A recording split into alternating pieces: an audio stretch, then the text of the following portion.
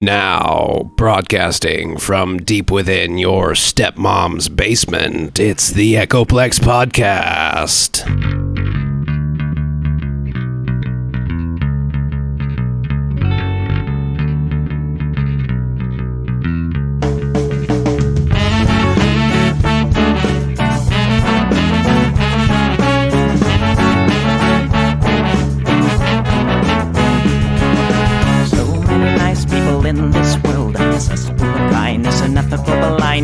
So please excuse my sarcastic tone. I'm a bit underwhelmed by the sample show.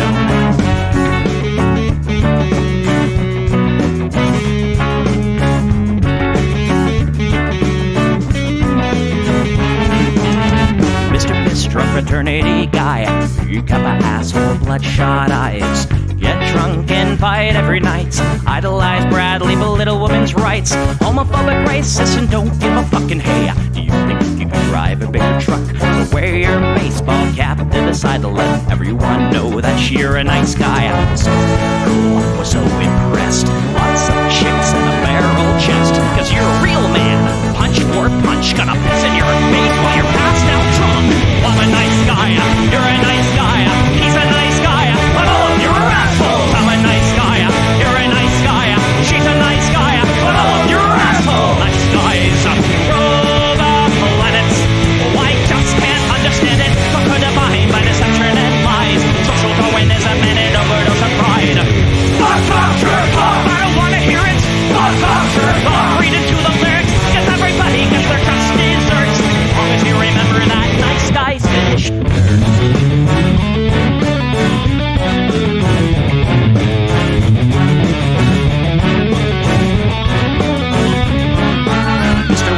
You're next on the list. Such a nice guy who speaks through his fists. Prick with a penchant for messing with heads. A broken nose for dinner and breakfast in bed. Alcoholic, paranoid, and suicidal too. But you'll probably kill her before she gets away from you. She's losing her blood and crying.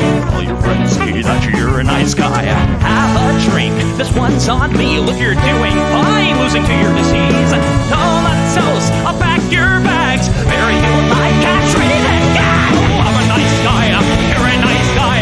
We're all nice guys, but all of you are assholes. He's a nice guy, she's a nice guy. Hey, Tom Bo's a nice guy. All of you are assholes. Nice guys rule the planet. The podcast put a body by deception and lies. Social Darwinism and an overdose of pride. Fuck off, jerk off. I don't wanna hear it. Fuck off, jerk off. Read into the lyrics. Don't let the fucking pill quench your thirst. As long as you remember that nice guys finish first.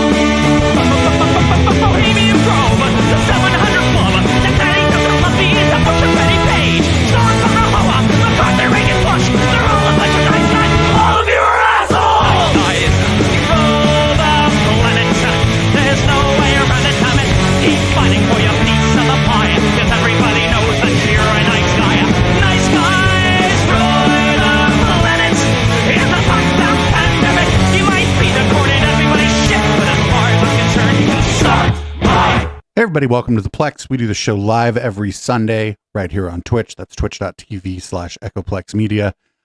You can also find this on your favorite podcatchers. Echoplex Media is listener, viewer supported programming. So go to echoplexmedia.com, click the support tab, find your favorite way to support the project. I'm producer Dave. You can find me on Grindr, and this is what the people want. I don't hate the cops. And there's a person inside when the truncheon stops. Oh, don't hate the cops. Oh, when the raiders come, who will protect the shops? Don't hate the cops. They're a sensitive bunch if you don't stop throwing your rock. Snap, crackle, pop is the sound of a taser. Your body drops. Don't hate the cops. Oh, don't hate the cops. Don't hate the cops. Oh, don't hate the cops. like your local police. Cause they don't do nothing wrong like your local police. Got rid of the corruption and the racism is gone. They've been keeping the peace, keeping homeless folks out of the parks and malls. Got a cure for your social disease. Follow the law, don't hate the cops. Follow the law, don't hate the cops. Follow the law, don't hate the cops. Follow the law, don't hate the cops. Follow the law, don't hate the cops. Put your hands above your head and show you're not afraid. I'm the fairest judge that your skin color's gonna get. And if you die before the sun comes up, the paperwork will take forever. Well, it might have worked out a little bit better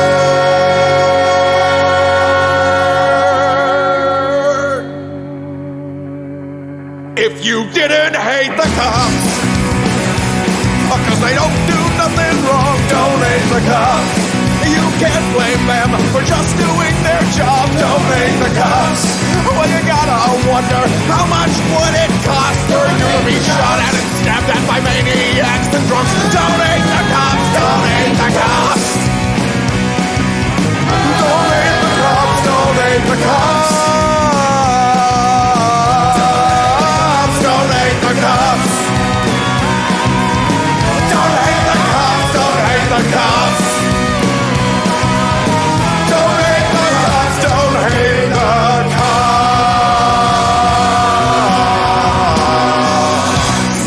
All right. Well, our first story this week is about Oregon ballot measure 118, which seems pretty fucking cool. Let's check it out. Day is right around the corner, and here in Oregon, there's one ballot measure in particular that's getting a lot of attention. Well, it's Measure 118, also known as the Oregon Rebate. Spencer Schott explains how the proposed program would work. It's all in the voters' hands now, whether or not Oregon will become the second state in the nation to have a statewide rebate for all of its residents.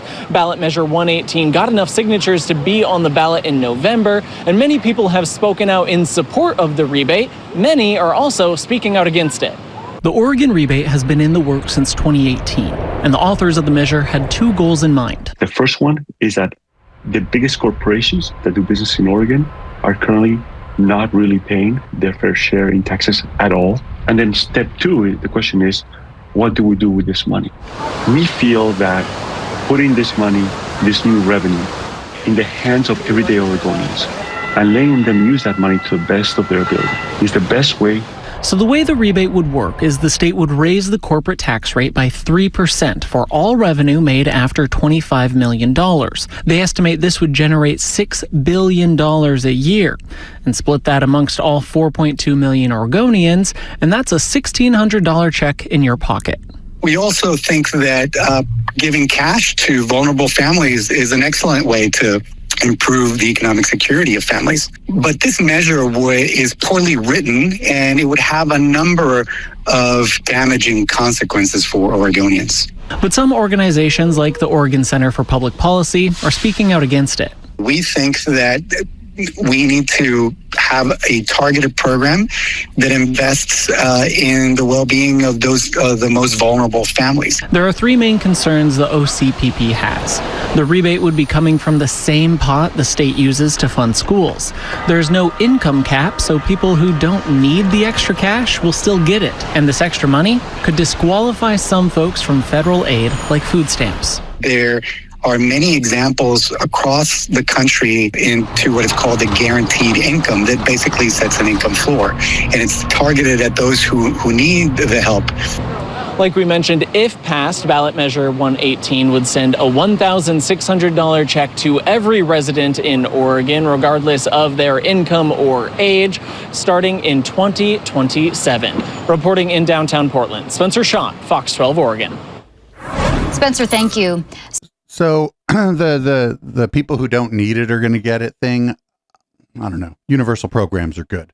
And they're, maybe we could amend this so that somebody who doesn't need the money, like baller streamers like me, could just opt out and be like, don't send me the money. I don't know. But we'll see how it goes. I have a feeling it'll probably pass, but we don't know. We don't know. There's going to be a lot of money, I think, spent to try to get it not to pass. Just because there are people who are like ideologically against universal programs, and also that 3% increase on business taxes is probably going to piss off a lot of people. So we'll see. We'll keep an eye on this one for sure. Also, just keep an eye on the Down Ballot podcast, because we're going to start covering local elections. We're going to start with ballot box bingo. We're off this coming Tuesday, but we'll be back the following, and I think we're going to start looking at the local ballots for both my area and the councilman's area that day. Up next, here's Trump at a town hall saying that people are actually leaving Kamala Harris's rallies. She said, I don't think I've ever said this before. So we do these rallies. They're massive rallies. Everybody stays till the end, by the way. When she said that, well, your rallies, people leave. Honestly, nobody does. And if I saw them leaving, I'd say, and ladies and gentlemen, make America great again, and I'd get the hell out, okay? Because I don't want people leaving. But I do have to say, so I give these long, sometimes very complex sentences and paragraphs. That's an interesting way to talk about word salad. But they all come together. I do it a lot. I do it with Raising Cane, that story. I do it with the story on the catapults on the aircraft carriers. I do it with a lot of different stories. When I mention Dr. Hannibal Lecter, I'm using that as an example of people that are coming in from Silence of the Lambs. Wait, what? What the fuck? Use it. They say, it's terrible. So they say, so I'll give this long, complex area. For instance, that I talked about a lot of different territory. The bottom line is, I said, the most important thing. We're going to bring more plants into your state and this country to make automobiles. We're going to be bigger than before. But the fake news, the Canadian faucet. There's a lot of them back there. For a town hall, there's a lot of people. But the fake news likes to say, oh, he was rambling. No, that's not rambling. Yes, you just did that. Yes, that's what you just did. Now, Sarah, if you couldn't connect the dots, you got a problem. But every dot was connected, and many stories were told in that little paragraph. Shut the fuck up. He was just rambling about like Raising Cane. What about Hannibal Lecter and people coming into the cut? Like, he was rambling right there. But yeah, like there's what he's talking about is that Kamala had mentioned that people leave his rallies early, and that's fine. Like, who cares? Like, whatever. Like, if a lot of people leave events early just to beat the traffic on the way out, right? So like, it wouldn't matter if his ego wasn't so fucking fragile. Because you could just be like, oh, people leave shit all early all the time to try to beat traffic. I don't blame them. Traffic sucks. Boom, then you're done. No problem there. Up next, we got, apparently he was asked about crypto, and he didn't know shit about it, and so he just started talking about something else. The question I have for you, following up on what I was asking earlier, is why is it so important for America to lead in cryptocurrency adoption and innovation? Well, it's crypto, it's AI, it's so many other things. AI, speaking of an interesting future, it needs tremendous electricity capability beyond anything I've ever heard. It never made sense to me, but this is what it needs. If you take all of the electricity coming out of the U.S., in order to be dominant in AI, you need twice that amount, just for this one thing. Who would think that? You need twice the electricity we already have. And you got to get started. I mean, you have to be, if you're the U.S., you have to get started. Right. You don't want to be left in the dust. And China's already building electric plants, and they want to build them for the AI, and it's very important. You need tremendous electric, and in this country, because of our we need more electric. We need to do the electric that we have. China doesn't have those problems. They don't do them. They just build. They said build over here, build over there. With us, you have to go through years. But I'll make it possible to create tremendous amounts of electricity very rapidly. But people don't know that. People don't know that you need double the electricity of what we already have. So you want to get in, whether it's crypto or AI or other things that are coming along, and it's part of the game. We want to have a great country. We want to stay at the top. We're making things now. We're starting, and it started under my administration, that there was no chance of ever even getting involved in for a long time. Right. And we're leading the pack in so many ways. One of the things I'm very proud of is Space Force. We were getting lapped in space by China and by Russia. And now we are the leader in space. And I have to tell you, Elon is doing a fantastic job. He's my friend. He endorsed me for president, like, so strongly. It was incredible. Fucking all over the place. You could just say, hey, I don't know that much about, like, I don't know that much about crypto. If I was running for office and somebody said, you know, oh, this and that in crypto, I'm like, ooh, seems like a scam. Seems like a lot of it is kind of scammy. And if we're going to move forward with blockchain, we need to do a better job of regulating it, and we need to educate the public better about it. Boom, question answered. Dave for president. Up next, he was fielding some questions in Michigan, and he's going to tell you how he's going to lower the cost of groceries. It's probably another, what was this, answer that's complicated and goes in a bunch of different places. Definitely not rambling. Mom of 3, a grandmother of 7, and 3 great-grands, a registered nurse, retired nurse. So I know the cost that goes into raising children and running a household. Yeah. People just can't survive now. How are you going to bring down the cost of food and groceries? Good. Very good. Thank you. So we have to start always with energy. Always. I don't want to be boring about it, but there's no bigger subject. It covers everything. If you make donuts, if you make cars, whatever you make, energy is a big deal. And we're going to get that. It's my ambition to get your energy bill within 12 months down 50%. If I can do that, we've done a hell of a job. 5-0, not 15, 50. Interest rates are going to follow, and actually they're going to follow for another reason. The economy is now not good, and interest rates, you'll see they'll do the rate cut and all the political stuff tomorrow, I think. And, you know, will he do a half a point? Will he do a quarter of a point? But the reason is because the economy is not good. Otherwise, you wouldn't be able to do it. But we're going to get interest rates down, and we got to work with our farmers. Our farmers are being decimated right now. They're being absolutely decimated. And, you know, one of the reasons is we allow a lot of farm product into our country, and we're going to have to be a little bit like other countries. We're not going to allow so much we're going to reduce the supply of food to reduce the price of food. This is it's just called economics, everybody. Our farmers go to work. And I don't know if you remember, I love the farmers because, you know, I had many meetings as president. I have this gorgeous room with this beautiful table that seats about 35 people. Oh, you know, just like a normal farmer. Usually everybody wants something. They all want subsidy. But I was with the farmers, and I think you might have been there, actually, Sarah. I said, look, fellas, we're going to get you such a beautiful subsidy, meaning I'm going to do things. And one of the people raises and, sir, honestly, we don't want a subsidy. This is the first time this ever happened to me. Everyone they want money. They want to build windmills. We want money with these windmills. Anyway. But you know what? What the fuck is this guy talking about? He said, almost tears in his eyes, they were getting decimated.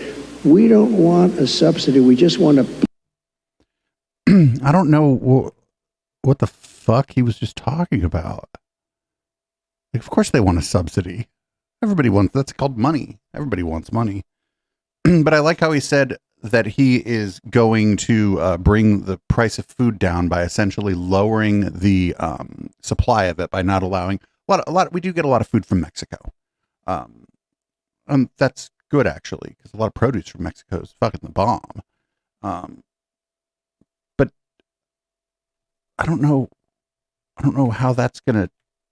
How is basically tariffing the food coming in from Mexico going to lower the price at the store for you and me? I think because a tariff is just a tax on the consumer. I don't know, man. It's fucking weird. This guy's not doing a very good job this time around. He could have just made something up instead of being like, I'm going to tax the food coming in. Up next, did you know that they either used either like some kind of gas or like a laser on people at one of the Trump events? I didn't know that. Did you know that? But it's a very interesting, he's very specific about the permanent damage specifically that could be accomplished here. And of course, obviously, if Trump were hit with such a laser, well, that could be debilitating, if not fatal. So what's your view here? I know I'm asking you to guess. We have sketchy details. I do point out again that no one's told us the current physical status of those who were afflicted. Yeah, so my initial gut reaction was it was chlorine gas, and terrorists can very easily mix up chlorine gas. Chlorine gas is both a burning and a choking agent. It's a chemical weapon, but it's something that can be. It was used in the First World War, but it's as soon as I heard burning eyes on a scale of more than one person, I presumed some kind of expedient. Mixed together chlorine gas. Now, the laser incident, absolutely plausible. And let's go back to the. Oh, man. There could be any fucking. It could be allergy season. I mean, it's not allergy season. Well, it kind of still is, I guess. Maybe just had allergies, pollen. And people got dry eyes because it was hot out. All right, up next, Trump's national press secretary doesn't want to talk about Laura Loomer. And late breaking news, Laura Loomer is now no longer traveling with the Trump campaign. So we're on Loomer watch tonight because there is a non-zero chance that she's going to have another one of her famous epic fucking meltdowns, which I'm here for. Anyway, here's Trump's campaign staff talking about Laura Loomer, who she doesn't know anything about. To Laura Loomer, and why is he bringing her around with him?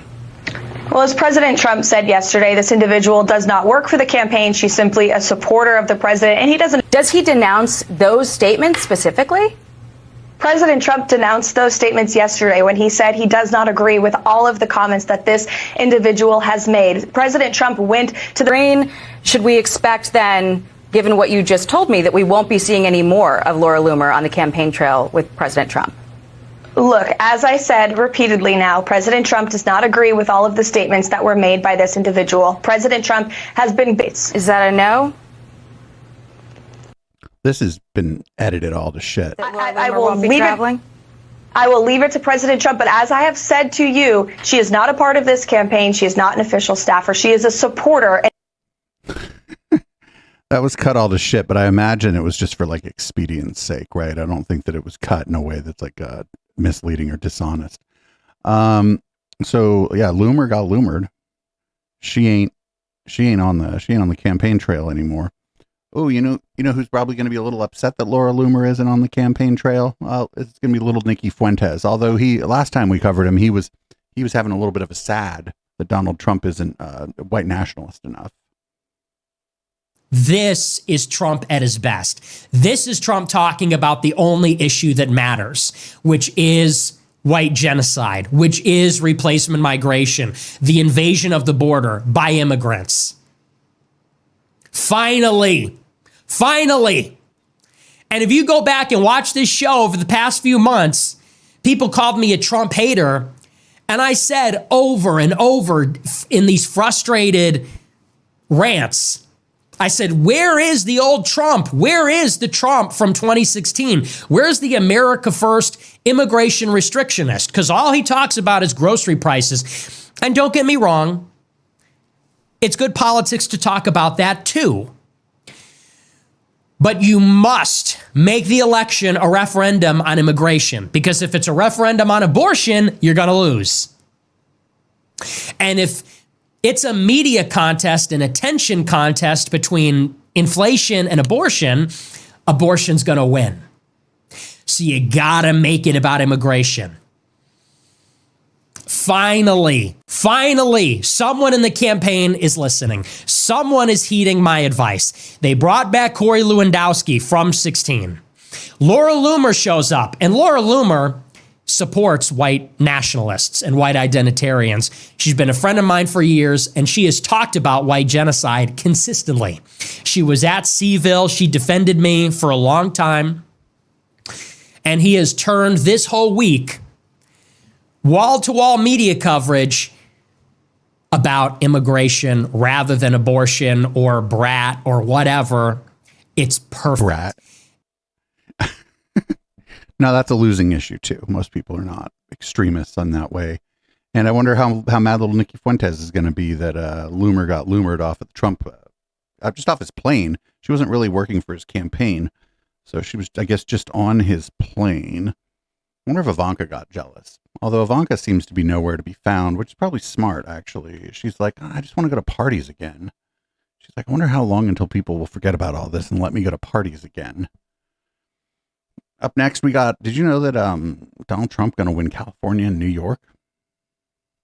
Never mind the polling that says he's going to go down 2-1 in both places. I sent a message to Donald Trump. Yeah. You got this, man. You go. You got it. You got New York. You got New Jersey. You're going to win California, man. Put all that money, pump it on in. Let's go. You don't even need the other states. Texas, take that money out. Florida, take that money. North Carolina, don't need it. Georgia, don't need it. Pennsylvania, who needs Pennsylvania? You got New York, man. You're Donald Trump.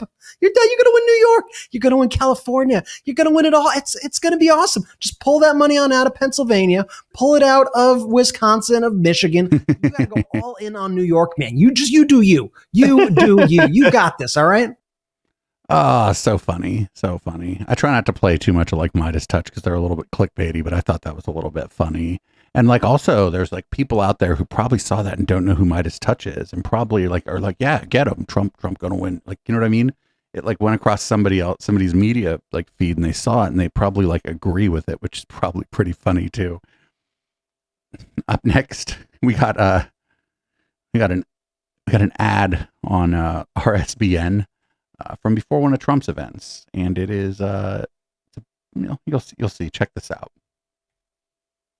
And in light of the RFK endorsement, who he's huge on health and wellness, I have a quick sponsorship from our favorite wellness company. America, listen up. The world is getting more unpredictable by the day. We've got assassination attempts, rumors of civil war, an unstable stock market, and now the looming threat of the bird flu is on everyone's mind. Wait, what? Did you know that there's a bird flu summit coming in October next month? It's eerily reminiscent of Event 201 that foreshadowed the pandemic. Did you see over here on the left? We've got you ivermectin. It's a contagion emergency kit. Don't worry about what the thing that's going around next might be if we do have hopefully not, we do have another pandemic. Don't worry about what it is because we have the cure for it no matter what it is. And it's fucking ivermectin. Fucking idiot. Here we go. This is from the Senate. Joni Ernst has a prop. It's Kamala's Twister, the little thing you spin for Twister. Well, it's not going to work so well. Check this out. How many of you have ever heard of the game Twister? Okay, we're going to bring the floor mat in and you guys can participate. Okay, so Americans have had enough of Kamala Harris's tongue twisters. Their pocketbook sees straight through all of her crooked lies. So she's claiming to be a friend to small business, but prices are, let's see if it works. No. Oh, well, gosh. Okay, spinning out of control. All right? I tried. I really tried. What is it? Test twice. She's like, nah, it's going to work fine. We shouldn't check and we shouldn't try. Don't try it beforehand. Don't do any testing. Thanks, Shelley. Okay, so blue. Okay, no, right hand on blue. Biden-Harris administration has imposed a tangled web of over $1.6 1.6 trillion, with a T, trillion dollars in regulatory costs. After the tie-breaking votes for radical spendings, and we see this every day, whether it's gas, grocery prices, Americans are seeing a 20% price increase. That's due to her tie-breaking votes. Now, our San Francisco liberal is leaning more to the left to force communist price controls. Communism, get it? Yeah, that's communism. Thanks for explaining the joke. Man, aren't you glad? We got these very funny people out there explaining the joke to you. Wouldn't want you to not get the joke, so got to explain it. I think, like, the thing is, though, had that thing worked, I don't think anybody would have covered that. So it may have actually been like good marketing or something for her to make a twister spinning wheel that doesn't work. Because what are we? All press is good press or whatever the fuck, right? Up next, there was an attempted assassin. There was a person who, all indications are, they were attempting to assassinate Donald Trump. Here's someone familiar to this show who surprisingly thinks maybe that person should be investigated to find out if they were doing this at the behest of Ukraine. They lose. Okay? But I have to question. We have to pursue this. They will not do it. They will not do it. There's a very real question. Is there some kind of Ukrainian involvement? Look, this guy, he's a grunt.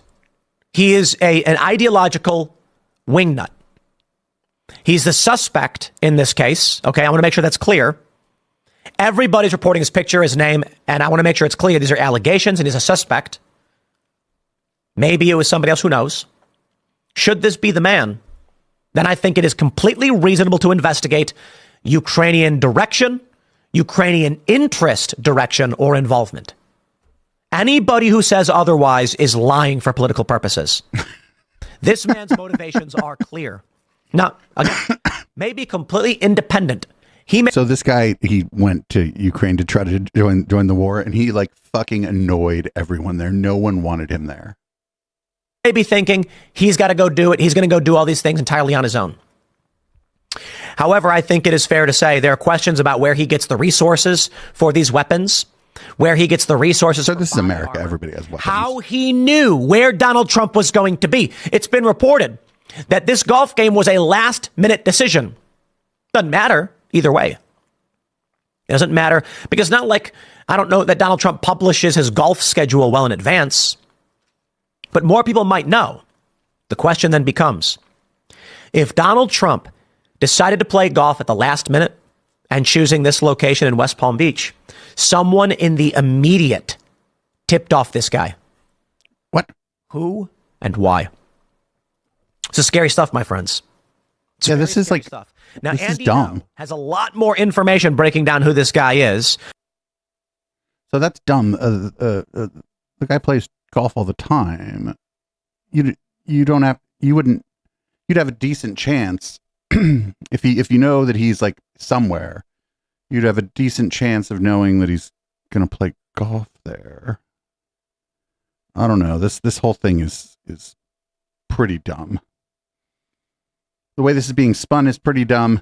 It seems like the shooter was kind of all over the place ideologically.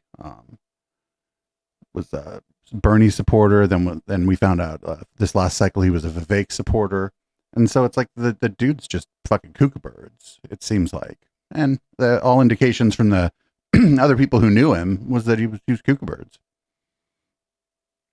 That's it. Up next, we got J.D. Vance on the difference between Democrats and Republicans. And I know it's popular on a lot of corners of the left to say that we have a both sides problem. And I'm not going to say we're always perfect. I'm not going to say that conservatives always get things exactly right. But you know the big difference between conservatives and liberals is that no one has tried to kill Kamala Harris in the last couple of months, and 2 people now have tried to kill Donald Trump in the last couple of months. I'd say that's pretty strong evidence that the left needs to tone down the rhetoric and needs to cut this crap out. Somebody's going to get hurt by it, and it's going to destroy this country. somebody is going to get hurt, and you think about what an incredible wound it would open up in the United States of America, all of us, and I promise I will do my part to tone down the rhetoric, but in particular, the people telling you that Donald Trump needs to be eliminated, you guys need to cut it out or you're going to get somebody hurt. So it would be nice, actually, if the rhetoric just more broadly got turned down. But I don't think that this guy in particular or the Republicans really have any room to talk. We've heard so much wild shit. We heard like all that, all the talk, all the chatter leading up to January 6th and stuff. Like,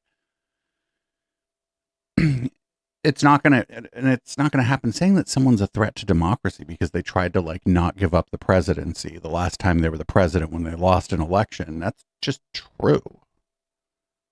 That's just true. It's not heightened rhetoric. There's nobody calling for violence.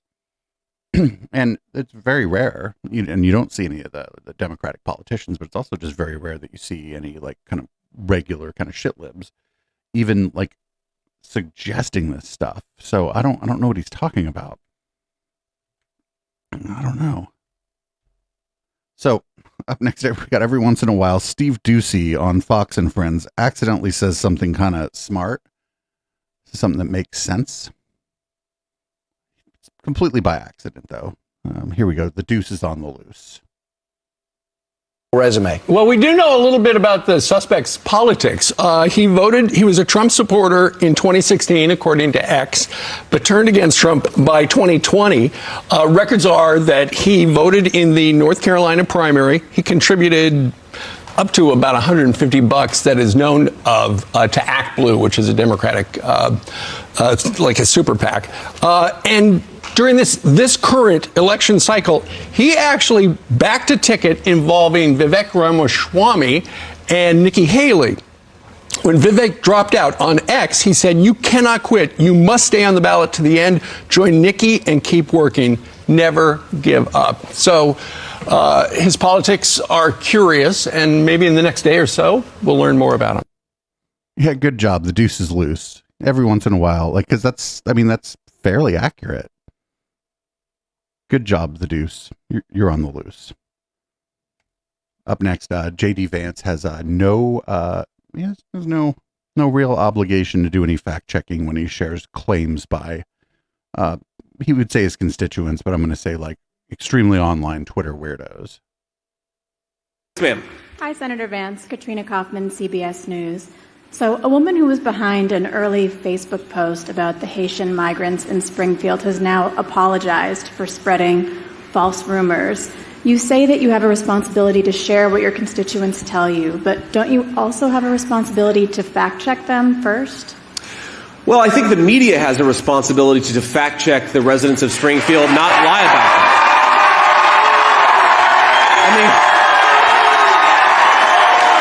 Wait, what?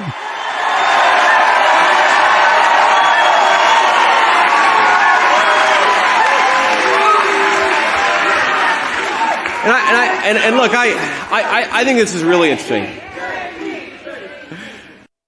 I think we could probably find clips of him complaining about fact checkers, saying that like fact checking is censorship and stuff like that. Because I know that's been like a big talking point, is that like that you shouldn't believe the fact checkers because all they're trying to do is censor the truth or whatever. And I don't know for sure that JD Vance has said that, but it sounds like something that he would definitely say. Because I've been hearing this over and over and over and over again. So I don't know what he's talking about. Like, it's like when the media do fact check his claims or claims that he's boosting, either he or like one of his surrogates or some other like extremely online weirdo is going to get mad about it. So it's like, I'm just not sure that I'm buying that he really believes that. And the media has fact checked these claims, and they've been mostly, almost entirely false, fabricated. The one about the geese is particularly interesting because it turns out, remember, they're like, oh, look, they're stealing the geese. And we found out later, one, it wasn't in Springfield, and two, as far as we can figure out, those geese were like in the middle, they were in the road, they got hit by a car, and somebody stopped and removed the debris from the road. So I don't know. Probably a good thing to do, I suppose. Not the most pleasant thing in the world to do, but a good thing to do. Anyway, up next we got, this is Senator John Kennedy, and he seems nice. Check this out. You support Hamas, do you not? Senator, oddly enough, I'm going to say thank you for that question because it demonstrates the purpose of our hearing today in a very effective way. Let's start first with a yes or no. Hamas is a foreign terrorist organization that I do not support, but you asking the executive director of the Arab American Institute that question very much puts the focus on the issue of hate in our country. Well, I got your answer, and I appreciate it. I think it's exceptionally disappointing that you're looking at an Arab American witness before you and saying you support Hamas. You know what's disappointing to me? I do not support Hamas. Bring yourself I do to not say support Hamas. You don't support UNRWA. You don't support Hamas. He doesn't care what she just said. He's like, you can't bring yourself to say that you don't support UNRWA and that you don't support Hamas. But of course, she just said that she doesn't support Hamas and that it's a terrorist organization. I was very clear in my support for UNRWA. Hezbollah, and you don't support Iran. You should hide your head in a bag. What the fuck? You should hide your head in a bag.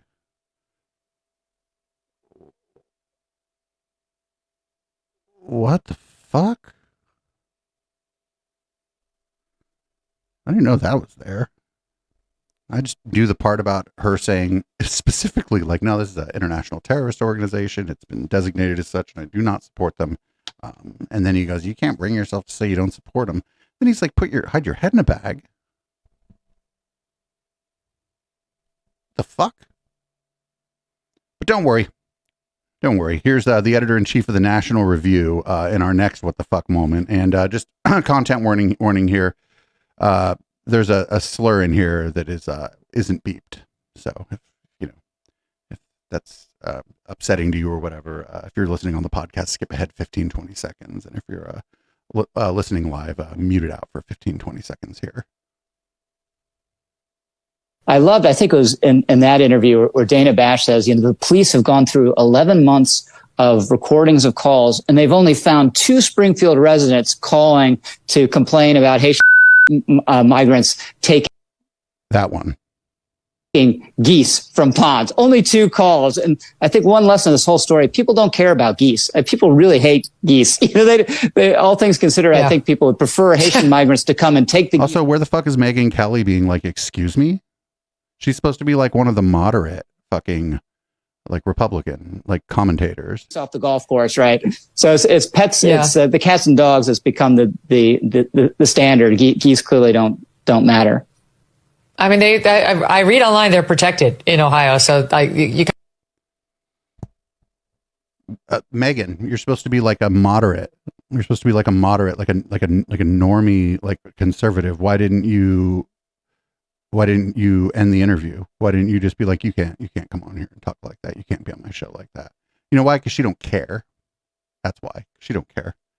She's going to pretend he didn't say it. She would maybe, if asked about it, she'd say, oh, he kind of misspoke. But I don't misspeak in that way. Do you? Anybody here misspeak in that way? Accidentally just drop the N-bomb? Anybody here ever accidentally do that? Not me. Up next, we got, this is Representative Glenn Grothman talking about anybody who moves to the United States being able to vote immediately. And this is on C-SPAN. He's asked about his claim, and it's pretty interesting, his response to the question about the claim. Why did all but 3 Democrats vote against a provision yesterday that you have to prove that you're a citizen before you vote? I mean, isn't that a bizarre vote to take? But that is sadly where the Democrat Party is right now. They can't wait a few years until some of these new immigrants become citizens, or until they have children, they become citizens. The Democrat Party is so radical right now that they want these people voting immediately. And if they don't want them to vote, fine. Just have them show they're citizens. What's the evidence that it's happening? Where have you seen that? Well, I haven't seen it, but we know it's happening, right? We know. I don't I'm just fucking vibes, baby. Just vibes. I don't know. I don't like them. Democrats keep getting more votes in national elections than the Republicans, and I don't like anybody actually. And it must just be the people who are here who are not citizens yet must be voting. That's why, because it couldn't be that citizens vote against me all the time. Anyway, we have two separate palate cleanser sections on this show.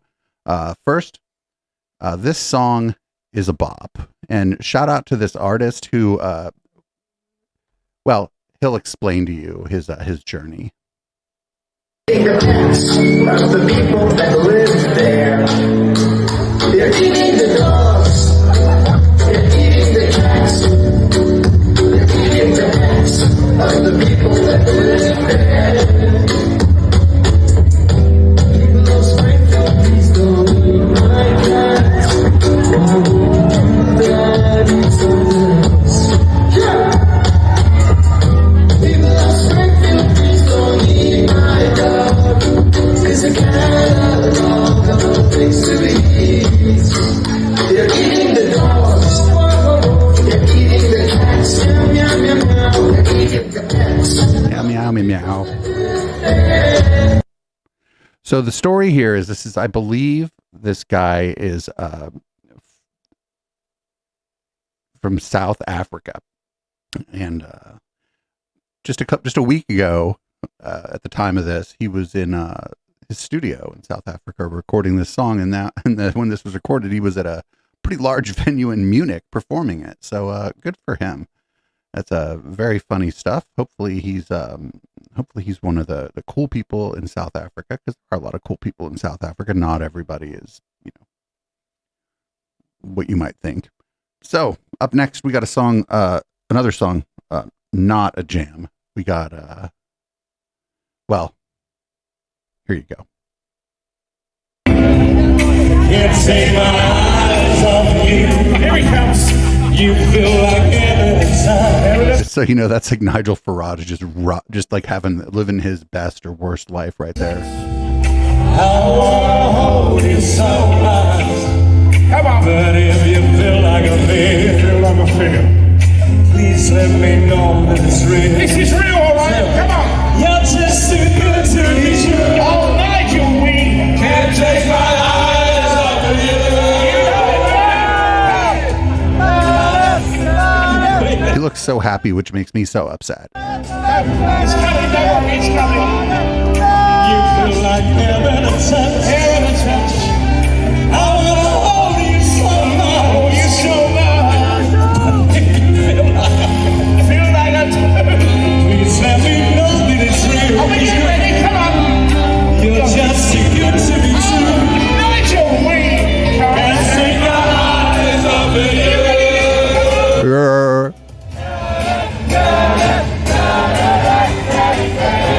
All right, I'm going to make it stop. It goes for another minute or so, but I'm going to make it stop. We don't have to watch all of that. Oh, man. Up next, we got back to JD Vance. He's a fucking NATO expert. And he's going to talk about our NATO alliance and people being mean to apartheid Clyde, Elon Musk.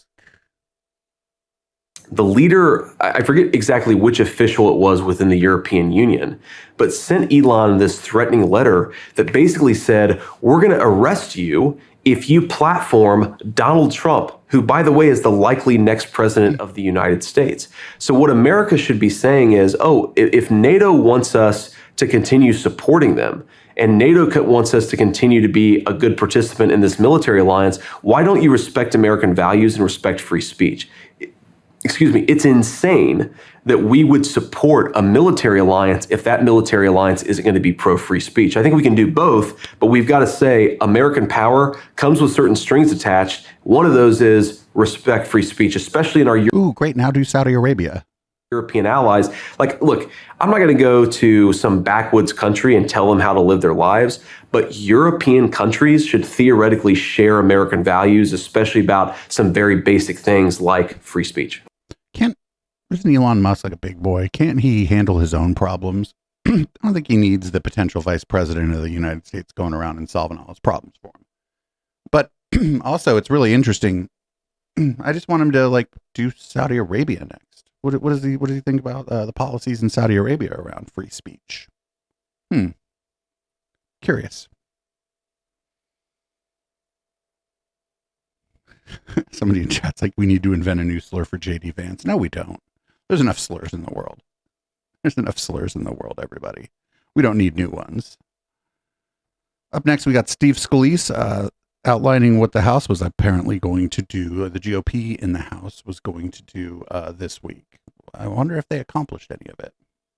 That's going to be today. Tomorrow, we're going to continue moving forward on our agenda, continue going after wokeness, continue to stand up for families who are struggling. And then Friday, we're going to be bringing a few bills. One, CRA on tailpipes. Kamala Harris, has always been for eliminating the combustion engine and mandating EVs. Her values haven't changed. That's what she's been for her whole life. Her whole life? And it's crushed thousands of jobs in states like Michigan. So John James from Michigan, who has seen the devastation of these horrible policies coming out of the Biden-Harris administration, is bringing a bill to reverse that, to end that mandate on the tailpipe emission, which was designed to kill the combustion engine, fossil fuel cars, in exchange for mandating EVs. People don't even want to buy the EV cars. The batteries are made in China, and yet they continue their drumbeat. So what? Her whole life? We've only really had EVs as like a competitor to combustion engine cars for maybe like the last 10 years. It's like a major competitor. And last time I checked, Kamala Harris ain't no 10 years old. All right. Up next, we got Dan Crenshaw, which is weird because we haven't covered Dan Crenshaw in quite some time. He's been, I don't know, fucking hiding under a rock or something. And he just hasn't been like on my radar that much. But he is a solar energy expert, apparently, which is interesting. Here's what he's going to say on the House floor about solar energy.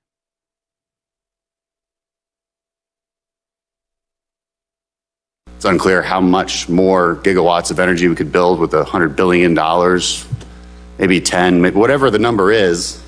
It's definitely more than what we're going to be creating with all of these pass-through programs. And that's assuming that solar energy actually worked all the time. Of course it doesn't, because at night it just doesn't work. It's intermittent energy. Like at night. It doesn't work at night. Non-pragmatic approach to clean energy. Pointed that out a million times on this committee. It doesn't work at night. All right. I mean, that's true, but it's not an argument against it. It's just we need better ways to store that energy. Also, like in most places, the amount of electricity needed at night is lower, especially if it's a place where it's hot, right? Because people start being able to turn off their air conditioners during the summer. And like some people are like sleep at night, like normal people, not me. I sleep from like the early morning to the early afternoon, but everybody else is different. Up next, we got a longer clip. This is from CNN, and this is about a guy who I think is probably the front runner to be the next governor of North Carolina. We start with a CNN exclusive in our politics lead. CNN's K-File has uncovered shocking new details about the Republican nominee for governor of North Carolina. He is the state's current lieutenant governor. He is a man who says a lot of wild and offensive things. His name is Mark Robinson. A CNN investigation finds that Robinson posted on a porn site starting in 2008. He described himself on the porn site as a, quote, black Nazi, and he wrote posts expressing support for reinstating slavery. And that's just the stuff we can tell you on television. CNN's Andrew Kaczynski did the digging. To be fair, this is on cable. You could pretty much say anything. The story, and he spoke with Lieutenant Governor Robinson today. I want to warn viewers that this report includes some disturbing and rather graphic comments. Andrew, first, tell us what you discovered here. Jake, CNN found a series of highly disturbing posts made on the message board of a pornographic website more than a decade ago, and we traced them directly to Mark Robinson. We did interview Robinson today, and he categorically denies making these posts, and I'll get to that in just a moment here. But first, I want to walk people through just some of them. Take a look right here at this one. In one post, Robinson called himself a, quote, black Nazi. And when describing then President Barack Obama, writing, quote, I'd take Hitler over any of the shit that's in Washington right now. It even goes beyond that. Another disturbing post, Robinson defended slavery, writing, quote, slavery is not that bad, and I wish they would bring slavery back. I would certainly buy a few. All of these comments and many others that you can read on CNN.com were made on the message board of a porn website called Nude Africa. And Jake, in addition to those posts, he also expressed views on Nude Africa that sharply contradict his current policies as a socially conservative candidate for governor. For example, he has been vocally anti-transgender, but look at what Robinson wrote on the porn message board more than a decade ago, writing that he, quote, liked watching transgender porn, adding, quote, that's effing hot, and called himself a, quote, perv. In another thread that was discussing the story of a woman who said she was raped by her taxi driver while drunk, Robinson wrote, quote, and the moral of this story, don't F a drunk white bitch. So all of this stuff years ago, before he got into politics, how are you sure that it's him? Yeah, so CNN, Jake, we found that Robinson consistently used that same username, Mini Soldier, that he used on Nude Africa in all of his social media. You can see it here. He used it on Pinterest, Black Planet, YouTube. He even used it as his Twitter handle. His full name was also listed on Nude Africa, and an email we found he used on Nude Africa, he used on several other websites. Now, the biographical data from multiple websites using the name Mini Soldier matches Robinson exactly, the exact date of birth, his hometown, the fact that his mother worked at an HBCU, that his favorite episode of The Twilight Zone is number 22. And of course, this was all before he was a public figure, which would factor into the identification that this all happened back then when he was just a common citizen. So what did Lieutenant Governor Robinson have to say about all this today when you talked to him? So Robinson calls the story trash. He says it's not him. We asked the campaign for comment. We gave them 48 hours to respond. That deadline was this morning, and that's when Lieutenant Governor Robinson agreed to do a brief interview with us about that. Here is just a little bit of that interview. Lieutenant Governor Robinson, thank you so much for being willing to talk to us. I think we'll just jump right into it. Do you deny that this account is you? Well, first off, let me say thank you so much for allowing me to come here and clear the air. We absolutely do.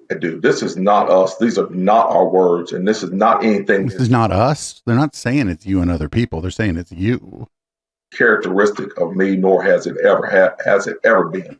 The people here of North Carolina know I have been completely transparent about my history. All the warts, we put them all out. We let folks know about it. But the folks here also know my character. They know who I am. They know my voice, so to speak. This is not my voice. This is not things that we would ever say or even think. And so absolutely we do. How do you explain all of the matching details on this profile? The profile on Nude Africa lists your full name as Mark Robinson. The email listed on the account is an email that you have used elsewhere on the internet, including with your photo. You have used that name, Mini Soldier, on multiple social media accounts, including Twitter, Pinterest, Black Planet, and YouTube. How can you deny, with all of these matching details, that this is you? Look, I'm not going to get into the minutia of how somebody manufactured these salacious tabloid lies, but I can tell you this. There's been over $1 million spent on me through AI by a billionaire son. Who's through AI? This is fucking AI. Oh, no. Like the AI just spit out like a very old message board format that just perfectly matches the exact format of a message board. Like, no, this isn't AI. This is just called archives. To destroy me. The things that people can do with the internet now is incredible. But what I can tell you is this. Again, these are not my words. This is simply tabloid trash being used as a distraction from the substantive issues that the people of this state are facing. We have addressed it. We have said it's not true. And we wish we could move on and get busy with the business of the people of the state. Okay, well, these posts, they do take place over a 5-year period from 2008 to 2013. You mentioned AI. Are you saying that somebody was somehow manufacturing biographical details to exactly match you using your username? Look, I have no idea how this was done. I have absolutely no idea how it was done. And I have 5 weeks left in this campaign to focus on the substantive issues that North Carolinians face. I do not have time for tabloid trash. There have been rumors that some of your campaign staff have quit. Can you tell us if that's true or not? Absolutely not, and we are not getting out of this race. There are people who are counting on us to win this race because, again, we don't want a governor who's going to be a person that can't be counted on to tell the truth. And I can But you're sitting here obviously lying. assure you, my opponent has been taken to court for not telling the truth in campaigns. And he's been completely dishonest in his ads against me. This camp is so desperate to destroy us. It's just like Clarence Thomas said years ago. This is a high-tech lynching. And, you know, back long years ago, they used to use rope. Now they're using cable. What the fuck? And Jake Robinson reiterating with a public video after that interview that he is staying in the race. Andrew Kaczynski, remarkable reporting, and thank you so much. I want to bring in CNN's Diane Gallagher. So it's too late to get out of the race. There's only 5 weeks left. Like you can't. Yeah, it's too late to get out of the race. I'm hearing from chat. I thought that he was still polling well because North Carolina's a Republican state, but I'm hearing from chat that he's polling took a nosedive. He said that his staff didn't quit. Now this, I don't know what the day on this was. He could have not known yet that his staff was quitting. Or he could have just been lying. I'm going to lean toward the second one because it seems like the dude is a liar. And I don't know what you say about that, though. I guess you just go, listen, dude. Maybe you just lean in and you be like, hey, you know, I was younger, a bit of a freak. And now I've found God. Because boy, does his base love that. Oh, I used to be X, Y, and Z. I used to be gay. I used to be a freak. I used to be into freaky sex, weird porn, and then I found Jesus, and now I'm not. That's all he had to do. Like, how do I know that that's all he had to do? But nobody on his campaign knew that that was what he had to do. This is before I found Jesus. Boom, you're done, baby. That's it. This is before I had a personal relationship with Jesus Christ. It's the easiest, dumbest thing in the world. That's all you got to do. But nope. All right, now, a bit of a content warning here. There's no slur in this one, but I'm not sure that anybody wants to hear this. So I don't know. You do with that what you want. Tried to build something. Jesse, do you pay people to build things for you? Yes, I do, Greg. I see these instruction manuals, and if it's more than 2 pages, I pay somebody. Yeah, exactly. And then I'll have my daughter come do it for me. And do you pay That's her? how bad I am with my hands. Judge? I'm not bad with my hands in other respects. Oh, stop it. Oh, please. No. Oh.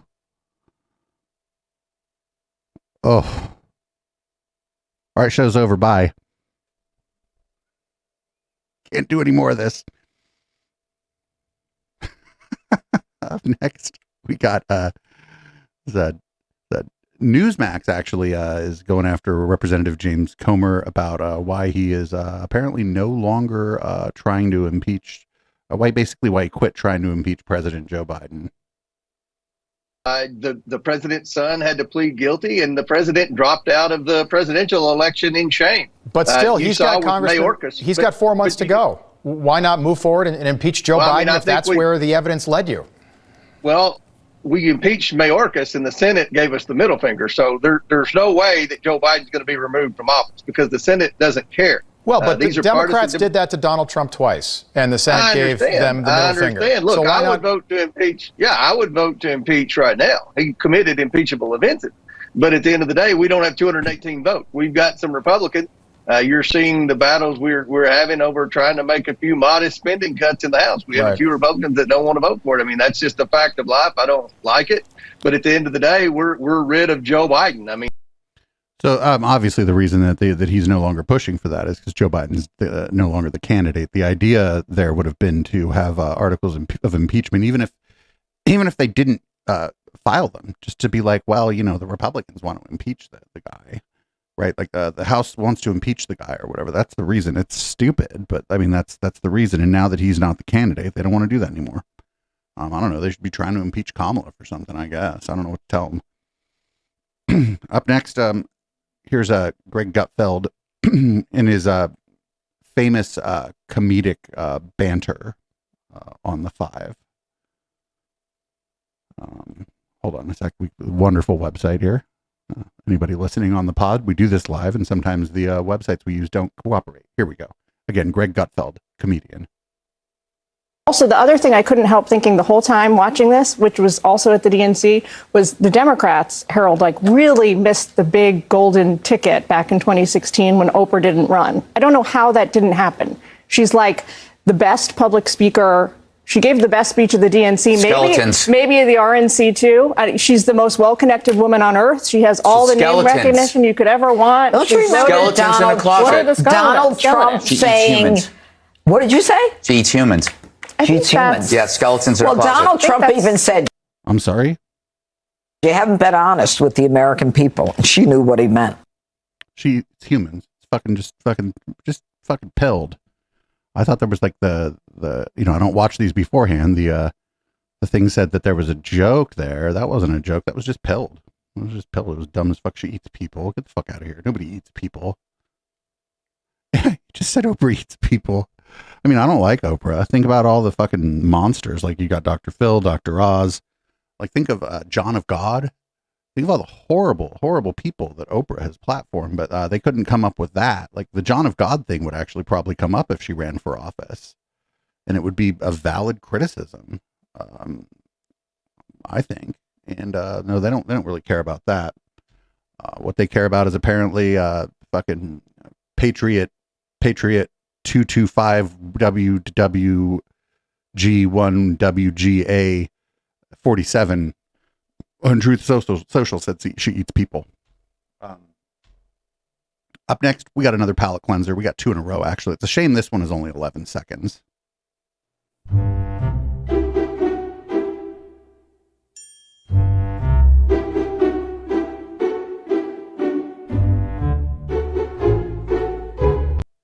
Let's watch it again.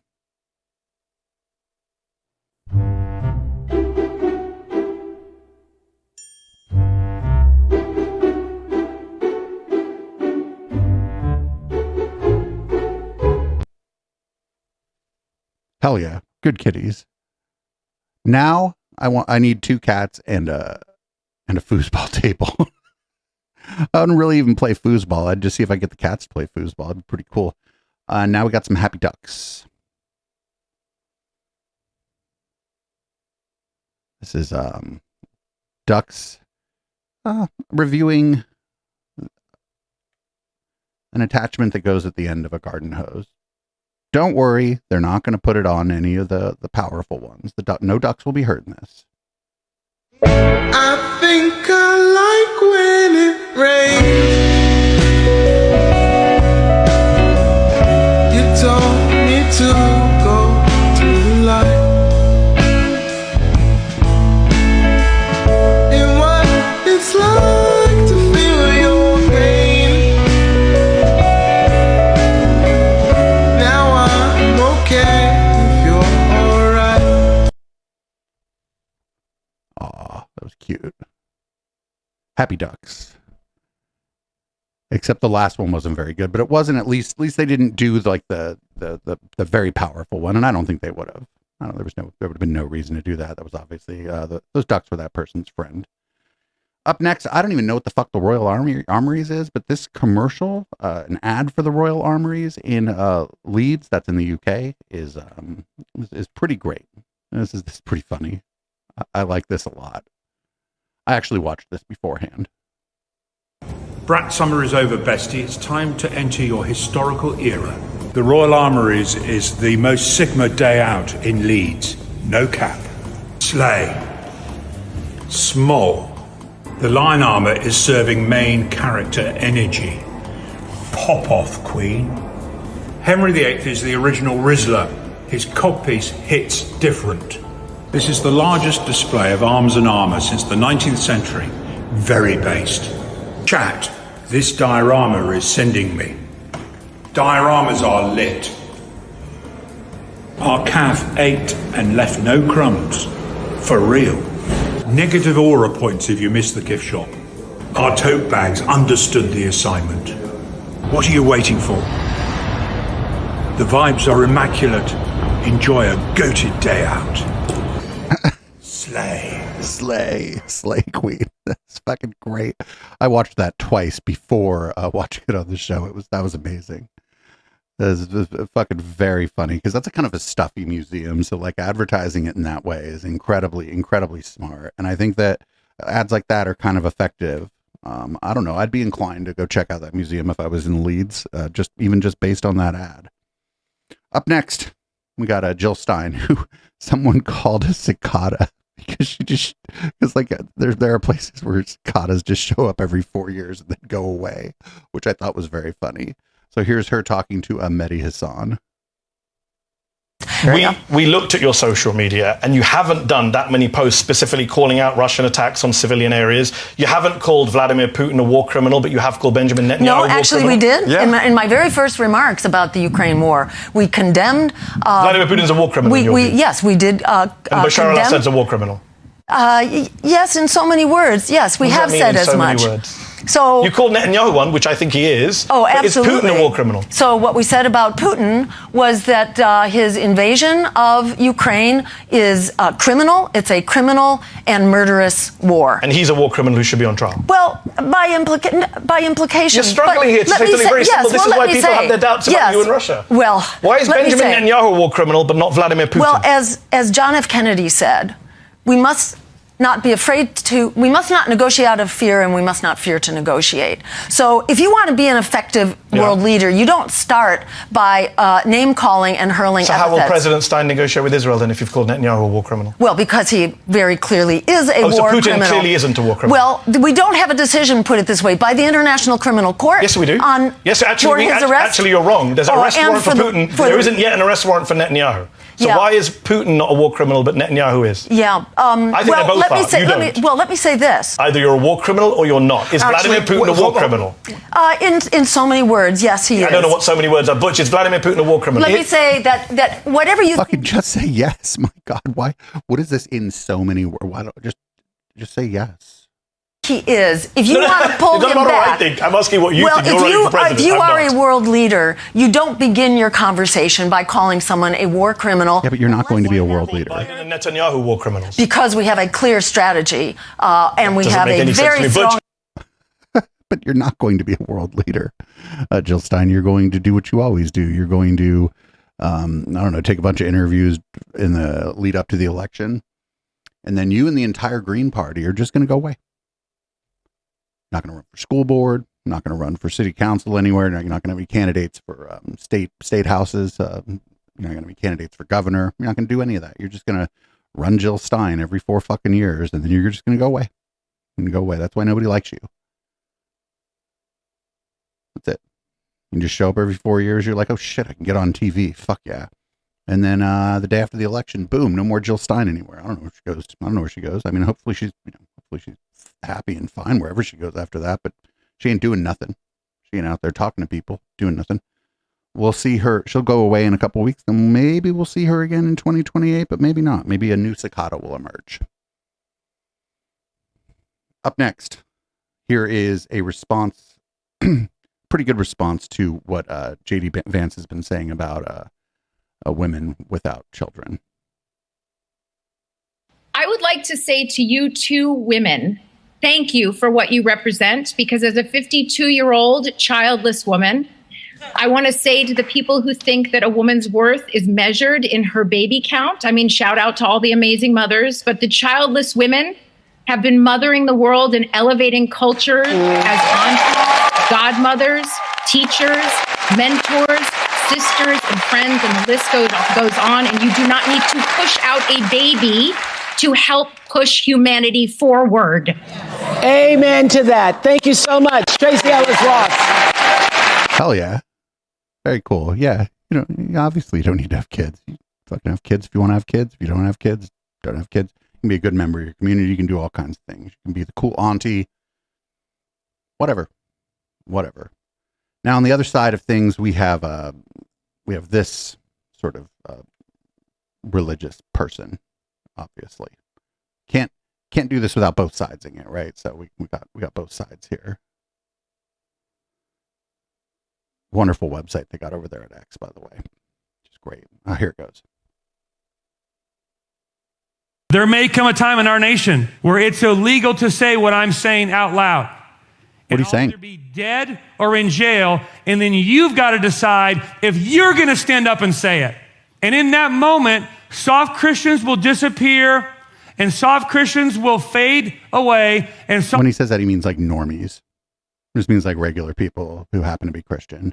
Soft Christians will not be helpful when what is needed is courageous Christians to stand up and go, excuse me, that's a lie, that's untrue, that's from the pit of hell. I stand as a messenger from heaven to say, thus saith the Lord, this is his word. I don't believe this guy's really a farmer. Shoot me if you must, I will not cave. Soft people make for hard times. Uh-oh. Courageous people make for Uh-oh, he's doing the one thing. He's doing the thing. Everywhere you go better. You're going to have to find your grit. He did the thing. He did the thing. Everybody knows that the thing. Of course he did the thing. Like, nobody's telling this. I mean, like, there's a big difference between people saying, I think you should shut the fuck up, which is what I think about that guy. I think you should shut the fuck up. There's a big difference between that and, for example, the government coming and arresting you for the things that you're saying. Those are actually not the same thing. And, yeah, it's just, I think a lot of people who are, a little bit soft, as he would say, need to learn the difference. Up next, we got, did you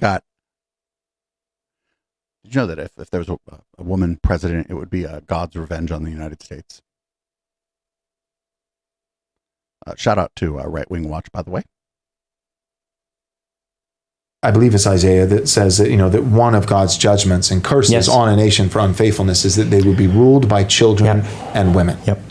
So it is, that's just one more sign of it's not that like if we get Kamala, then we're going to be, have sinful policies and then we'll be judged by God. No, Kamala, that's true, but it's not just that Kamala will invoke judgment by wicked policies. Kamala is the judgment because of all the wickedness that we've already accrued. We have been a wicked, rebellious, apostate nation for decades and decades. Fuck yeah. And decades. Kamala is not the sin that will result in judgment. Kamala is the judgment that is the result for all of our past sins. The judgment is being ruled by women. And well, why is that a judgment? One, because the Bible said so. That's why. Amen. And two, because women are not fit for that role.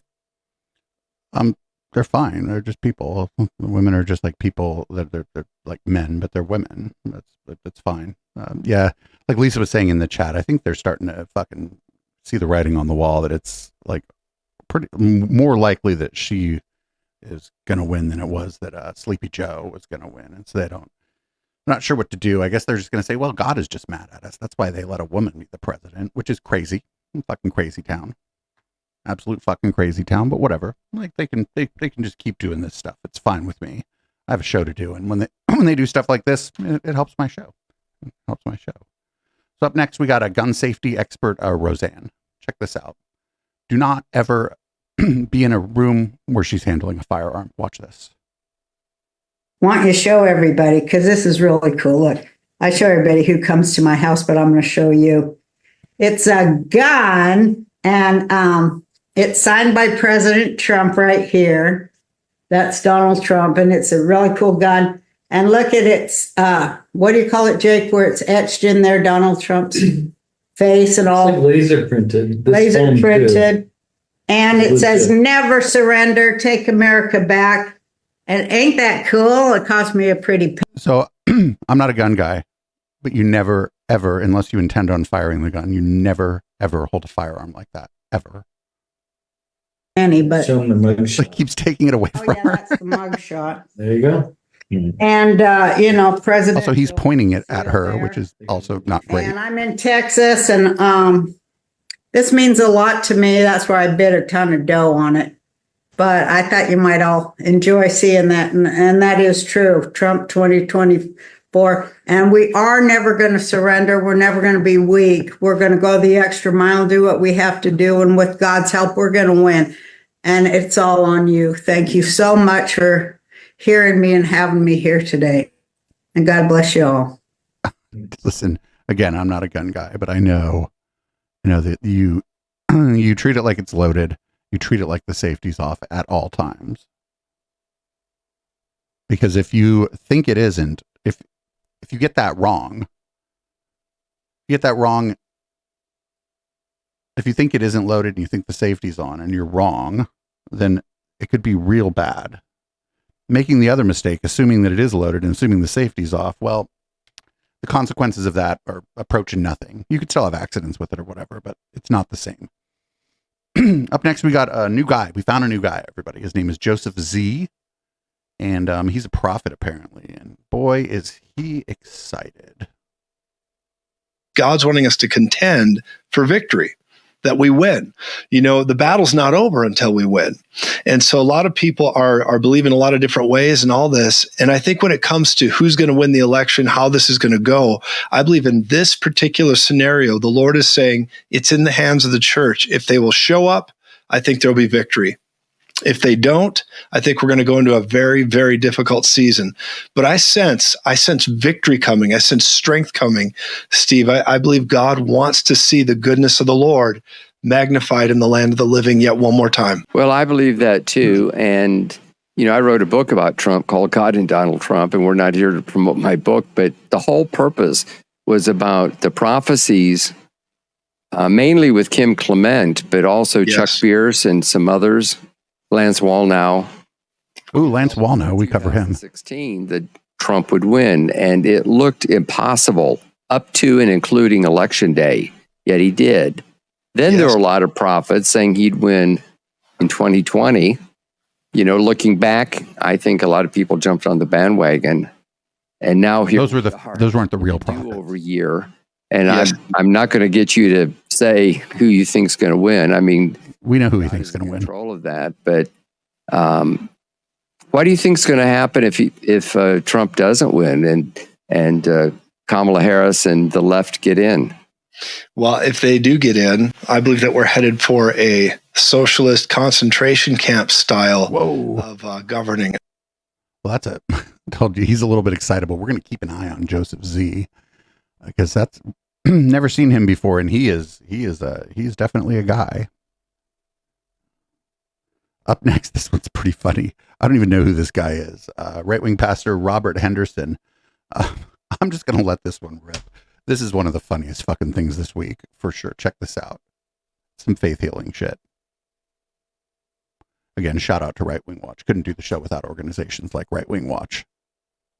I went to a little place in Kentucky, and I taught on a Friday night. I think it was a Friday night, and I was talking about the courts of heaven. Well, the next day when we came back Saturday morning, they began to tell me that there had been a man there the night before that was now in the hospital, and that had suddenly, for some unforeseen reason, had some kind of a condition that had caused his fever to go so high that the doctors were literally afraid it was going to cook his brain.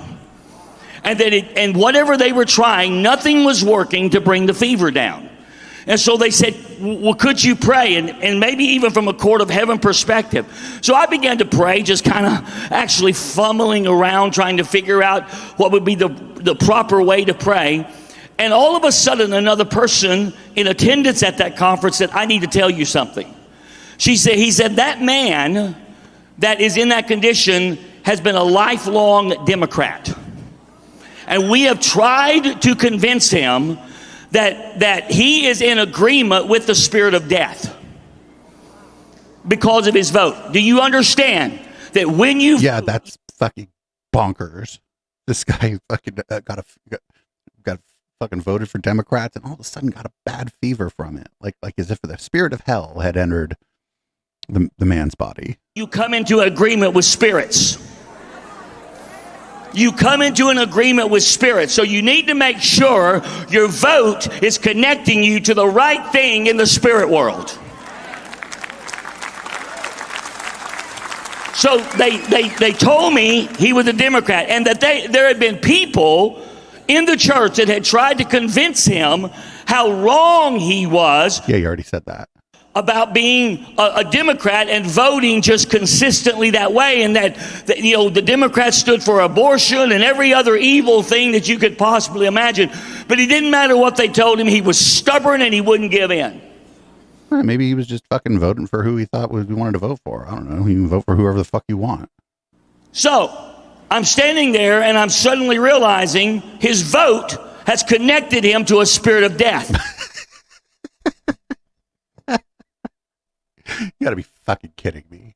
Like Chad is talking a little bit about this, and it's like, I understand, like, I think it's funny, but this does, like, it doesn't, I don't think it changes people's hearts and minds, but I think stuff like this does galvanize the people who already believe this kind of stuff and makes them, like, more sure in their already existing beliefs. And I mean, we all do that. That's fine. Like, my show to some extent, or a large extent, is galvanizing people in their pre-existing beliefs. I mean, that's sort of what political media does, but this is crazy.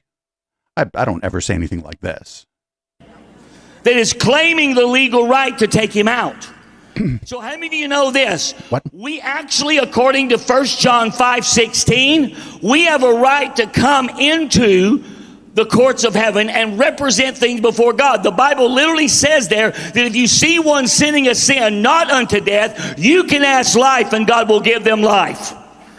You are standing as a representative, even as an advocate in connection with Jesus. You are standing in that place, and the Bible says your prayers can cause somebody to move out of death and into life. And so realizing that, just began to pray. I said, Lord, I'm here under the authority of those that are here, and as I come, I repent in behalf of this man that is on the edge of death and his brain being cooked. And I'm asking you, sir, it's not his brain that's been cooked. I have to fucking correct the record here. It's not this guy, if he really even existed, who, I mean, his brain might be technically being cooked by a fever or whatever, but sir, your brain is cooked. Would you just cause grace and mercy to be released to him? I am asking you, as one who is sending out. How many of you remember that God said that God spared Lot for what? Abraham's sake. That you have rights to come into the court of heaven and do these things. So I prayed this prayer and I asked for healing. I am not joking. Well, no, you're not joking, but it is kind of funny. After we finished that prayer. I mean, not the part about the guy being sick, if that's true at all. Someone that was connected to the situation got the call and said his fever just broke. And the man was spared and he was back at the services the next day. But I want you to hear this. His vote connected him to something in the spirit world that had to be undone. Now, hopefully he repented. Hopefully he's a good, solid Republican now. What the fuck do you know? So if the story's true, here's actually what happened. Man gets illness, fever, goes to the hospital. People at the hospital engage in medical care.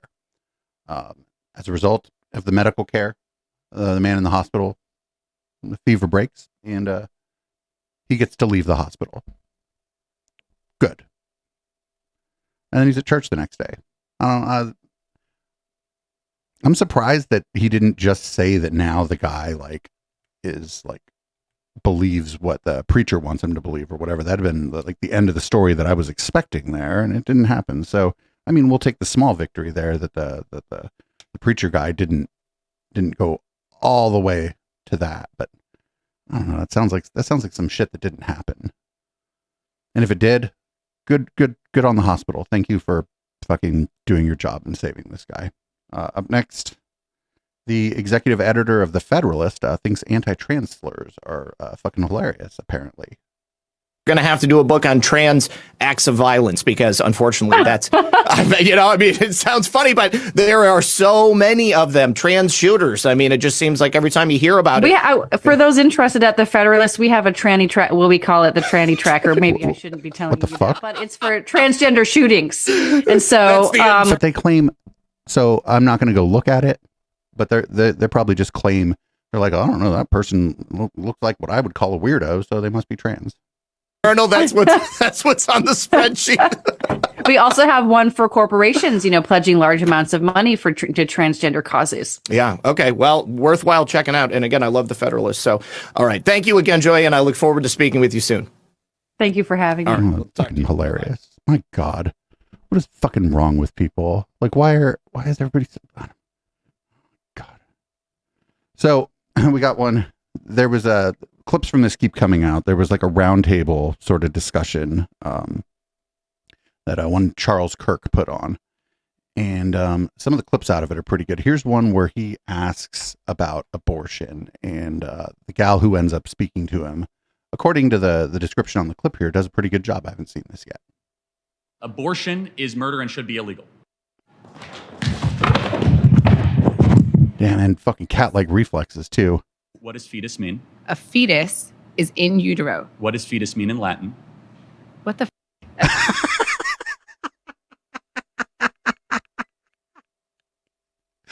Perfect. I'm sorry, is this It means little human being. Ooh, his smile is very creepy. Okay. Watch this. It means little human being. Ooh, his smile is very creepy. Okay. Smiling is creepy? No, your smile specifically. Got it. But let's go back to we're losing track here. No, but is what species is the fetus? The fetus is not a species yet. It's technically classified as a parasite until it is viable. So, now I want to talk to you about something very quickly. I can't let you get past that. Are you sorry. saying a baby is a disease or a tumor? A parasite is not a disease and a tumor. Those are not the same thing. She's right. Parasite is defined as something that cannot survive outside of its host. A baby, before it is viable, cannot survive outside of a woman's womb. Got it. So let's Therefore, extrapolate that. It is not a living organism. Are old people with Alzheimer's and dementia that are being assisted every day, are they parasites? No, they're not parasites. They're human beings who are on the brink of death. Got it. So they're not going to be able to survive. My 4-month-old that requires mom's breast milk and requires daily changes and feedings cannot survive without its own. Is my 4-month-old a parasite? Your baby can breathe on its own. Your baby can drink water from its mouth to its stomach. But it cannot. Your baby can it eat hunt? food. Can it gather? Can it reason? But that's not what qualifies something as being a living organism. Being a get living back to organism terms. simply means, can you survive outside of a womb, outside of your host? Got it. So I just want to make sure I'm clear. Why does that then equate to moral viability?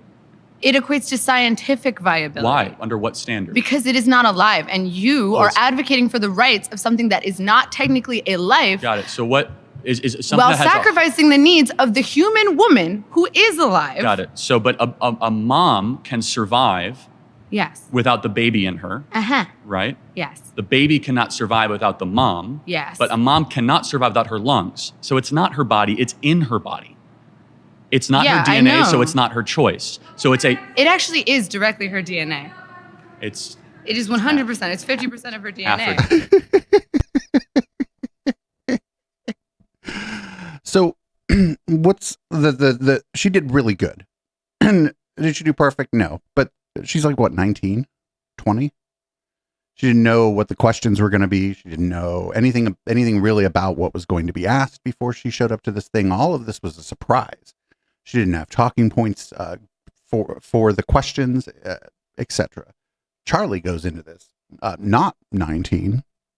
I think he's in his 30s, having fully prepared. This isn't like really what debate is. Like, I don't know why. I don't know why these people think it's like that. Even if she would have performed poorly, right?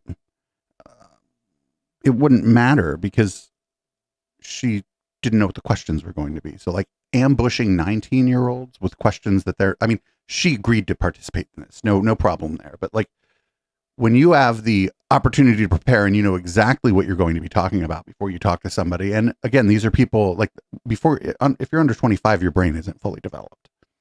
And it just strikes me as interesting that first, second, third year college students are the ones that these people always want to debate.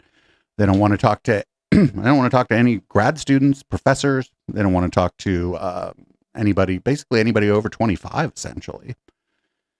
And it just seems a little cowardly to me. It's all. And if anybody remembers, does anybody remember at Politicon when Charlie talked to Sam Cedar and it didn't go very well for Charlie at all? And that's because Sam Cedar was prepared, probably knew what the questions were going to be or had some idea what the questions were going to be, does a talk show, so is used to talking. And there was a moderator and both people got more or less equal time. And so it went in a different way than they're used to. And if you notice, he didn't do anything like that ever again. And again, good for the young woman who spoke to him. She did a pretty good job there, especially when she at the beginning like made fun of him, because fuck Charlie Kirk. Make fun of Charlie Kirk all the time. Here we go. We got Matt Walsh on counterpoints talking to Ryan Grimm. Ryan Grimm is a little cooked. I think it's probably because he went and worked at the Hill. And I think what happens when you go and work at the Hill is when you go there, right, they take your brain out of your head and they put it in a sous vide machine for a while and then put it back in your head. Ryan Grimm, maybe he's recovered from his time at the Hill, but here he is talking to Matt Walsh about the history of U.S. imperialism and Haitian immigration. America, nobody thinks that it will benefit America to become more like Haiti. Nobody thinks that. Or I would challenge anyone, if they do think that, to explain how that's the case. Like, in what way could this country be improved by making it more like Haiti? When you look at Haiti, what part of Haiti are you saying to yourself, we need more of that? Beaches. Well, we have more beaches than them too, right? Don't we? Right. We're a much bigger country. Right. We don't want a marine invasion and occupation of the United States that constantly decapitates governments and takes the money out of the country and saddles us with we don't want the Clintons debt either. from a revolution. Yeah. Right. Although I don't. So you're saying that we wouldn't want to be like basically a colony that the entire West spends 200 years punishing after the Haitian Revolution. I get that. I understand that, but also at a certain we wouldn't want that. No, yes. We wouldn't want that, but I would also say that that's not entirely why Haiti's in the position that it's in. I mean, at a certain point, as a country, you have to stand on your own 2 feet and take care of yourself. And but at what point is that? They elect Aristide and we overthrow Aristide. Then they elect Jovenel Moïse. Jovenel Moïse is assassinated a bunch of people with American connections, and then we install in 2021, like the United States installed the prime minister that we just ousted. Like, so we could say, okay, yeah, you got to get over the 200 years ago, but like we're still doing it. Be about Haiti, but when you're throwing open the gates and just inviting anyone, in particular, I guess third world. I guess your assumption there was that it is Haitian people that are creating the conditions on Haiti, and that if the Haitian people come to Springfield, they will recreate the conditions. Well, but I don't think you Haiti in Springfield. Whereas what I'm saying is that it's actually the U.S. that has. I don't think you can entirely put it on largely. Matt Walsh didn't do very well there. And obviously you can't blame any particular set of circumstances on just one entity, but that's fine. Yeah, the Haiti has been like he was saying, the West is just shit all over Haiti for a very long time. And I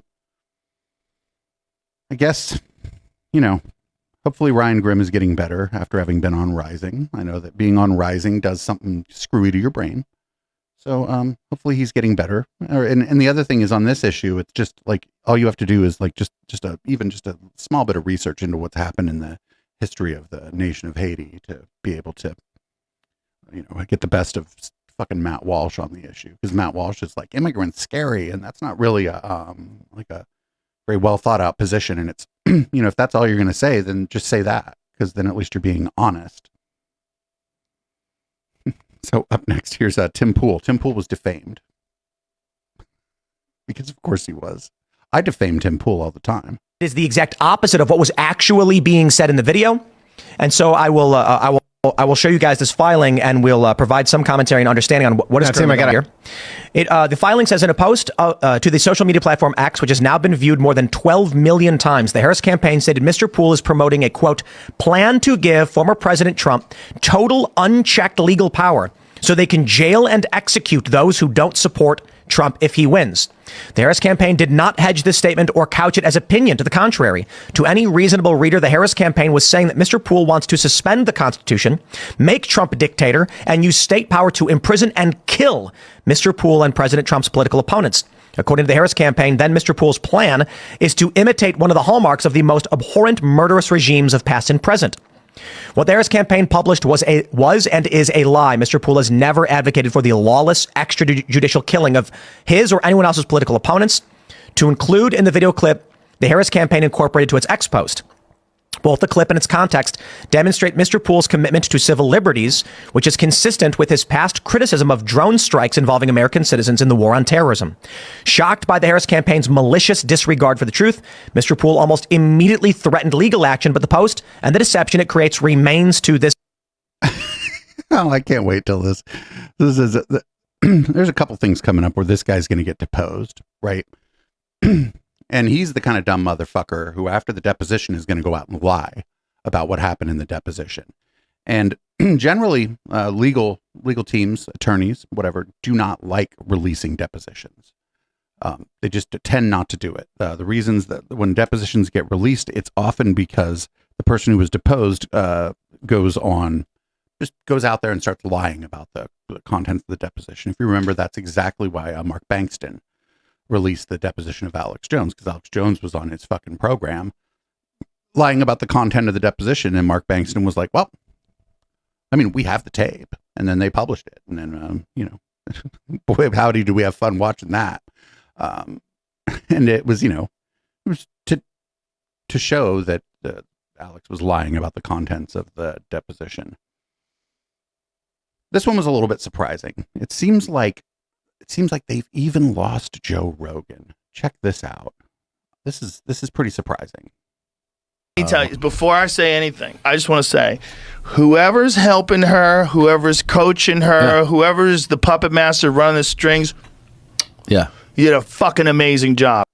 So the framing there isn't great. What he's saying, what a normal person would say is, it sounds like she has competent staff who was able to anticipate not only the questions that were going to be asked at the debate, but we're also able to anticipate some of what her debate opponent was going to do. She did a great job. They did an amazing job from the moment Biden drops out, forcing Biden to drop out. Right, whatever they're doing, whoever's writing those speeches, getting her to deliver them, coaching her. So that's called her staff. People who are running for office have staff. She's nailing it. She nailed that one speech. She's like, say it to my face. Oh, yeah, everybody's cheering. Yeah, she nailed it, dude. And then last night, to me, when I was like, oh my God, this is jujitsu, where she was like, if you go to his rallies, his crowds are boring. They're tired. They all leave. My crowds are the best crowds. I have the number one crowd. He couldn't help himself. And she got him. She baited him on that. She walked him right into it. 100%. 100%. See, the difference in that debate was not a difference in like who's going to have better policies, who's going to be better for the country. The difference in the debate, in my opinion, was who was better prepared. She was way better prepared. And even when it came to answering tough questions, instead of answering, she would just say things that she believes. Yeah, sure. And they sounded real good. Yeah, that's the soundbite. That's called being a savvy politician. It's also called being someone who's working with a team versus someone who's like, they said Trump, that deal was the best deal. They've never seen a deal like this before. I think Trump's about to lose Joe Rogan here. How did you put that deal together? People say that was just brilliant. Yeah, I know. He's like, he's not working with a team that's like, I mean, I know he's doing like mock debates. I know he did one with, I think he did one with Tulsi Gabbard, but someone needs to like tell him like. Yeah, but in the mock debate, you think Tulsi was going to even put the screws to him even a little bit? You've got these tiny little windows, and you should have all the words ready for those windows. He started there should out be no repeating things. Yeah, he started out. So what's going on here is this guy, Joe Rogan's probably just going to go whatever way the wind blows, right? If it looks as the election approaches, if it looks like it looks bad for Trump. I don't think he's going to endorse Harris, but I don't think he's going to say that like Trump is a great politician, that he's going to win or whatever, because Joe Rogan's just going to go, like I said, I just think he's going to go whatever way the fucking wind blows on all this stuff, because he's got like a massive audience. And if he just goes with whatever way the wind's blowing, he can claim that he was right. And he can even claim that he kind of went against some of the parts of his audience that thought otherwise going forward, which is pretty savvy actually as a media figure. I don't like Joe Rogan, but he's pretty savvy as a media figure, and I think he's going to flip on this. I don't think he's going to endorse Harris. I don't think he's going to endorse anyone, but I do think that he's been doing whatever the fuck it is that he does for long enough that he is not going to go all in, and he's probably going to, without endorsing, he's probably going to predict that Trump is going to lose.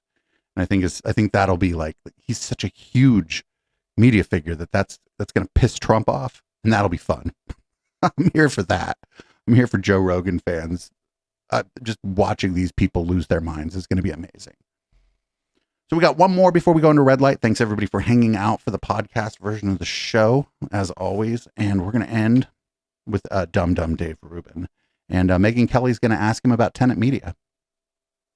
But I basically said to her, I was like, look, if I do it, I don't have a lot of time. I'll do a very quick show 4 days a week about some silly, viral video kind of stuff. And I asked for what I thought was a crazy number, a crazy amount of money. And in essence, after 1 or 2 conversations, they basically said yes. And I called you the night before. This is what you're referencing. I didn't like the idea that I was doing something kind of just for money, but I was actually. I don't have a problem with capitalism or doing things for money, but I had been so free for so long that I was kind of struggling with it. Should I do it? And obviously, if you're starting a network, let's say you're starting a Daily Wire or you're starting Blaze or whatever it might be, you're going to pay a premium for talent, obviously, to help you build that brand. But I was struggling with the idea that I was just doing something for money. And you basically said to me, well, then just don't do it. And I learned a lesson, which is listen to Megyn Kelly. Because when a headache happened, which I had no idea. No, don't listen to Megyn Kelly. We watched earlier when someone dropped like the hard N-bomb and she just like pretended it didn't happen. But yeah, like some of these people that have been in the business longer, like, and I'm not even sure the conversation went down that way, but some of these people that have been in the business longer or who are not possibly the dumbest person in media might look at that and go, where the fuck is this money coming from? There's a lot of money. So I'm not sure how witting or unwitting the other people were, but I'll buy that Dave Rubin was an unwitting participant in this just because Dave Rubin is dumb. The thing that gives me pause though there is that I think his husband, also named Dave, because I think he married his husband so he didn't have to remember a new name. His husband, Dave, I don't think is a dummy, and his husband handles the business. And I don't think his husband was an unwitting participant in this. I think his husband maybe didn't know exactly what was going on or whatever, but certainly it could have occurred to him that something weird might be going on here. But who knows? Maybe we'll never know. Someone in chat asked if Lauren Chen is going to get indicted. Oh, probably. And I think when that happens, I think that we're also going to see, because this will be a criminal case, we will probably see these creators called in for questioning in relation to the criminal case. Now, in criminal cases, the depositions are almost never published. I'm not even sure the deposition is the right word. If it goes to trial, I don't think it'll be public. The transcripts of the trial will be available. But boy, howdy, has this one been fun to cover. And I'm waiting for the next shoe to drop. I think what we're going to see next is other media figures. I think we're going to see another thing like Tenet, where other media figures are involved. Particularly when we saw, was it 2 weeks ago when Dan Bongino was out there like telling these people, do not talk to the government, don't testify in this. I think we might see some of the more established people like Dan Bongino, some of the bigger people on Rumble, and a lot of the people that were involved in the founding of Parler may have been taking money through like some, 6 degrees of Boris and Natasha or whatever to start other media firms or to do content for other similar outlets. But I don't know. This is just speculation on my part. I don't think there's just one of these. And I think that specifically the way that Tim Pool's been talking about it, it seems like he was sort of used to this kind of thing happening, which I find interesting. But we'll see. We'll see. Anyway, thanks everybody for tuning into the podcast. If you're listening on the podcast, you can always check out the live show and get the whole show, including Red Light. That's twitch.tv/Echoplex Media. You can also watch this show on YouTube, but better to follow Twitch because all of our shows are on Twitch. If you want to not do that, but you still want the whole show, you can go to eplex.store or patreon.com. Sign up at $5 a month or higher, and you get the entire show in your inbox the next day. A bonus, if you sign up at eplex.store, you also get automatic discounts on all of our merch. Shout out to Fourth Wall. I'm going to change the color of the lights in the studio here, change the contents of my beverage, and we're going to go into Red Light. Everybody just hang out. Waiting won't be bad. This is a wonderful song. It's Boomers by Periscope.